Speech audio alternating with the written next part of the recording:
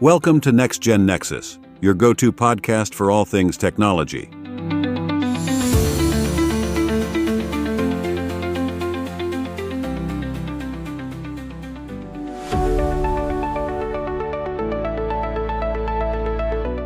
All right, get ready, because today we're diving deep into quantum computing. It sounds like sci-fi, but it's becoming real. And clearly, you're interested in this tech, so let's explore it. Yeah, it's pretty mind-blowing. The most fascinating part, it operates completely differently than regular computers. Okay, so I'm intrigued but confused.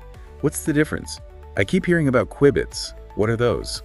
Imagine a regular computer bit is like a light switch, on or off, 1 or 0. No, a qubit is like a dimmer switch. A dimmer. It can be on, off, or somewhere in between all at the same time. That's because of this crazy concept called superposition. Whoa, so it can be in multiple states at once. So could it do multiple calculations simultaneously? Exactly. It's like having a massive amount of computers working together. It can crunch through calculations that take regular computers centuries, but in way less time. Okay, I see the power. But give me an example, like a problem only a quantum computer could solve. Think of drug discovery. Yeah. You're a scientist trying to design a new drug, right? You need to see how molecules interact with proteins in the body. Got it. But these interactions happen at the atomic level, and there's so many possibilities. A regular computer would take billions of years to check each one. Yeah, I could see that being a problem. But a quantum computer with superposition can check many configurations at the same time. It's like having billions of computers working in parallel. This allows us to map those tiny interactions with incredible precision and speed, which could lead to much better and safer drugs. Now that's impressive. But if they're that powerful, why aren't we using them everywhere? Well, it's still early days for quantum computing. One big hurdle is decoherence. Decoherence. Sounds intense. What is that? Imagine balancing a pencil on its tip. Any tiny disturbance makes it fall over. Qubits are super fragile like that. Decoherence is when those disturbances mess up the qubits and cause errors in the calculations. So it's like a house of cards in a hurricane. Exactly. Scientists are working hard to make quantum computers more stable and fix those errors. But it's a tough challenge. Makes sense. But I've heard of projects like Google's Willow and IBM's Condor. What's up with those? They're pushing the boundaries of what's possible. Google's Willow even achieved quantum supremacy a couple years back. Quantum supremacy? Sounds like they won something. It means Willow solved a problem in minutes that would have taken a supercomputer thousands of years. It was a huge win, proving quantum computers are the real deal. And then there's IBM's Condor. Oh, yeah. It has 1,000 qubits, which is a big step toward building bigger and more powerful quantum computers.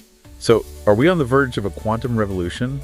Will we all have quantum computers soon? We'll slow down a bit. The progress is amazing, but there are still big obstacles. These systems are really complex and expensive to build and maintain. So, not ditching my laptop just yet. Not quite.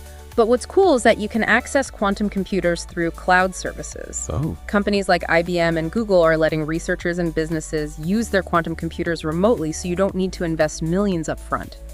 It's opening up a whole new world of possibilities for innovation. Like renting a quantum computer to test it out. But how does that cloud access work? And what are the limits? Great questions. We'll definitely dig into those. But first, there's another crucial part of quantum computing that people often forget about. Yeah, it's the ethical side of things. Ethical concerns. Yeah, as with any powerful technology, quantum computing has a huge potential for good, Sure. but also potential for misuse. We need to be really careful about the implications as it develops. Right, makes sense. I can imagine a tool this powerful could raise some red flags ethically. What are some areas we should be thinking about? Well, one major concern is cybersecurity. Oh, yeah. Quantum computers have the potential to crack the encryption algorithms that protect all our online data, like financial transactions. Oh, wow. Even national security secrets. So are we just sitting ducks then, waiting for some quantum hackers? Not necessarily. While the threat is real, there's also a silver lining. Okay, go. Quantum computing can create ultra-secure encryption methods. Oh, so it can help us. Yeah. These quantum-resistant algorithms would use quantum mechanics itself to create encryption keys that are basically unbreakable, even with a quantum computer. So it's like a double-edged sword. We can break current security, but also build even stronger security. Exactly. It's a race between code makers and code breakers. But cybersecurity isn't the only ethical consideration. Right, of course. The impact of quantum computing on AI is another area that needs attention. Right. I've heard about quantum computers creating super intelligent AI. Is that something we should worry about? It's definitely a possibility quantum computers could really speed up AI development, leading to systems that surpass human intelligence in lots of areas. Yeah, it's fascinating, but also kind of scary. It is. It raises ethical questions about control, autonomy, and even the nature of intelligence. Sounds like we're opening Pandora's box here. Yeah, Benefits and risks. you could say that. Yeah. But open dialogue and proactive measures are key. We need to have discussions about the ethical implications of quantum computing Definitely. and establish clear guidelines and make sure the benefits are shared fairly. I completely agree.